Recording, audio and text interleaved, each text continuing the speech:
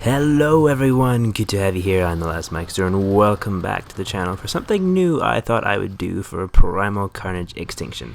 In this video I figured it might be beneficial to dish out some helpful dinner for the game and actually make some form of educational content. At this point I have around 800 hours on the game. Yeah, I know, I heard it too.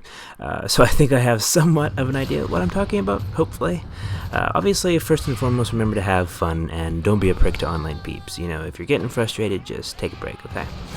Alright, with those things out of the way, let's get on with the video. Number 1. Alright, my first tip for you guys is kinda also a tip for life, funnily enough, and it's simply to just stick with your team. Don't wander off and attempt to Rambo your way to victory, it won't end well, trust me. None of the classes in the game have enough health to run into the middle of a group of enemies alone and live to tell the tale, most of the time anyway. This is something I see all the time where new players rush in by themselves and die instantly, so just stay with your team, or at least a group, and you'll stand a much better chance. Also, if you happen to be a dino, stick by your tyrant. They can take quite a bit of damage, and if you're nearby when they roar, you'll get a buff as well, so that's lovely. Number 2. Secondly, and this ties in with the first tip, if the other team is grouped up, humans tend to group up and stay in one area a lot, try to find a back route and flank them instead of just yeeting yourself at them directly. Not that you can't do that and survive, but you stand a much better chance if you play it a little sneaky and find alternate routes, even as the bruiser classes. Obviously this won't always be an option, but when it is, I recommend taking it. Number 3. This particular tip is quite important to avoid frustration on a weekly basis, as it involves your challenges. On most servers, each game is 2 rounds on the same map where one you play as a dino and the other as a human, unless autobalance says go to hell, and then the map switches. Be aware the challenge progress only saves at the end of each round, so if you quit halfway through a round you'll lose any progress you may have made. The game does tell you this when you go to quit, but I figure it's worth mentioning to those who don't exactly pay attention to what the game is telling you when you go to quit. Also, as a cheeky little add-on to this, challenges aren't always worth doing. Honestly, sometimes the level of bullcrap contained within is simply not worth it for the rewards you get, so if you have a particularly frustrating challenge, it's not the worst idea to skip it and wait until next week when they reset, unless you have a buddy or you can find someone who's willing to help you with it, which I always am, so if you see me online, feel free to ask for any help that you might need. Number 4. This particular morsel of information is simply a learning thing. You're going to want to learn sooner rather than later what the dino roars do in the game. The buffs for the dinosaurs in this game all come from roar abilities, so make sure you know what they do and also roar before you enter combat with humans, or else you open your mouth to roar and get it filled with bullets and death, and that's no fun for anyone. Additionally, it's helpful to know for humans as well, so when a dinosaur roars you actually have a clue what effect it has on them. All the info for roars can be found in the in-game spawn menu when you are on the dinosaur team, as can info on strong and weak points, ability info, and tips for playing that class. Number 5. My last general tip is for the ranking system and cosmetics. You get XP by doing various things in game, such as getting kills, assists, roaring, healing teammates, being an annoying prick, etc. This XP, as in a lot of games, will increase your level and help you rank up. There is a total of 50 levels per rank, and for each new level you get a cosmetic reward, and once you hit level 50 you can evolve, which resets your rank but rewards you with 5 items, including a guaranteed super rare ultimate cosmetic, a rare item or 2, and a couple other random items. Do note that there is currently a glitch where once you hit level 49 there is a visual bug that makes it appear as if you can't progress to 50. This isn't the case actually, just keep playing and earning XP and you'll get to 50 in no time. Random drops in-game are also a thing, so look out for those. Also, while on the topic of cosmetics, I think it's worth mentioning the crafting system in the game.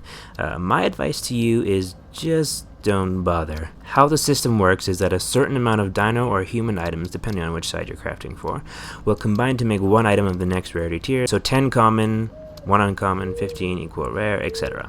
Problem with this is the numbers and randomness. 10 common and 15 uncommon aren't so bad, but when you have to trade in 25 legendary items to get 1 random ultimate item, chances are it will not be worth it whatsoever. And legendary skins don't exactly grow in trees, you can buy them in the market, and some are pretty cheap, but that's real money we're talking about. Now, with all the general stuff out of the way, I wanted to give you guys 3 tips each for dinos and humans. We'll start with humans as they are obviously the least exciting. My 3 human tips are to be aware that some of your own throwables can damage or kill you, know which human class is the right pick for the map and or situation, and be aware of what I like to call Swarm Simulator. Firstly, yeah, some throwables including frag grenades, impact grenades, molotovs, dynamite, and landmines can deal heavy damage or kill you instantly if you get too close to the radius, so remember where you throw shit. And don't be blowing yourself up to avoid being killed by someone. If they damage you beforehand, they get the kill anyway, and it's also just a dick move, so don't do it. If it's an accident or you forget occasionally where you place your landmines, I have done this more times than I care to admit, then no big deal. But once you start doing it constantly, everyone and their mom will lose respect for you and you'll probably be kicked from the server. Secondly, for the little humans, is to know what the situation or map calls for. Pathfinder is good at close range with his 3 shotgun options. More open maps with a lot of sightlines benefit the snipey scientist class, heavy jungle in a lot of corners, and hidey holes not so much. Commando is a jack-of-all-trades kind of guy, best at medium range with his assault rifle and frag grenades. The Pyromaniac is decent at crowd control, close range, and nothing else. And the Trapper, well, can lay down traps, as you might expect. And his net gun can trap the smaller dinos. If you manage to get close enough to them when they are netted, you can insta-kill them with your knife.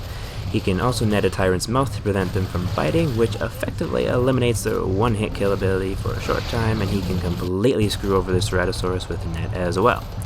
Thirdly, I figured it would be worth mentioning that the game can turn into a swarm simulator as a human sometimes, where your team is just getting wiped out over and over again by swarms of dinos, and in this case there isn't a whole lot to be done, other than taking cover in areas where tyrants can't go and just chucking grenades into the hordes and staying back, much like zombie games. Now, moving on to our scaly and feathery friends, the dinos. 3 dinosaur tips I have for you are roar use, the predator pounce ability, and much like the humans, map and situational use of classes. First up are roars, which I mentioned above. When you roar as a tyrant or bruiser, it removes any net that may have landed on your pretty face, and all dinosaurs roar cleanse bleeding and shrink DOTs when activated, and provide immunity to them for 3 seconds afterwards, so keep that in mind. Pounce.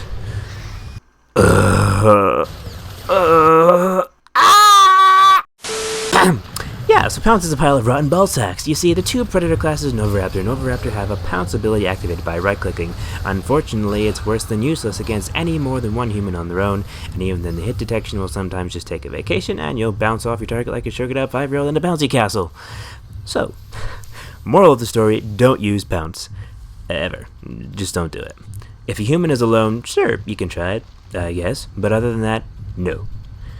So, my last dino tip and the last tip for this video, know what classes are good for what maps. The tyrants are beasts with a lot of health, an insta-kill bite attack, and passive trample, but have poor turning circles and can't access some areas. The raptors and spitters benefit from a map having tight corners and lots of foliage. Raptors are super fast and agile, but can be trapped by nets and one-hit killed by some throwables, while spitters are smaller and therefore harder to hit, and they also have a handy-dandy ranged attack, but are slower than raptors and don't deal a lot of damage with their bites. Not to mention being trapped by nets and killed easily by high damage throwables.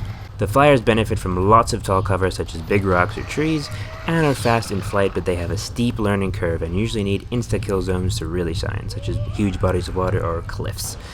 Finally, the 3 bruiser classes are all fairly different. Carnotaurus and Ceratosaurus have passive charge attacks. Important note for you folks here, the Ceratosaurus cannot use its passive charge when its roar is active, remember that. As well as decent health, but they also have poor turning circles and can be fairly easily killed by an experienced human player at full health in a one-on-one. The Pachycephalosaurus is a bit different. It has better turning, a quick slide ability, and can heal anywhere there is foliage, which is most maps, but has less health and its charge ability is manually activated by roaring and then holding down right-click, while also consuming stamina and making it much harder to turn. Okay folks, that about does it for this video. Thank you all very much for watching. If you found anything here helpful or just enjoyed my stupid jokes, consider giving the video a like. I always appreciate it. Much love, take care, and until next time, bye-bye.